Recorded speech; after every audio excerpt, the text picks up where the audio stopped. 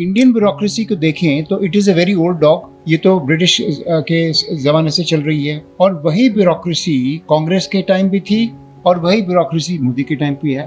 तो हमारे सामने साइंटिफिक सवाल ये है कि कांग्रेस की टाइम की ब्यूरोक्रेसी और मोदी की टाइम की ब्यूरोक्रेसी के रिजल्ट्स क्या मिलेंगे, इनके बीच में हमको डिफरेंस पता चलेगी, फिर हम इस प्रश्न को आंसर कर सकेंगे कि हाँ, are they letting India down और नॉट। तो इसके लिए मैंने आपके लिए कुछ फिगर्स लाया हूँ कि एक्सट्रीम पॉवर्टी जो वर्ल्ड बैंक $2.15 पर डे पे डिफाइन करती है, वो अब घट के 18% से घट के यहाँ पर 12% हो गई है। मिडिल क्लास जो 2014 में 300 मिलियन अब बढ़ के 520 मिलियन हो गई है। सेक्स रेशियो जिसके ऊपर भारत की हमेशा निंदा होती थी, वो इम्प्रूव 896 से 917 हो गया है।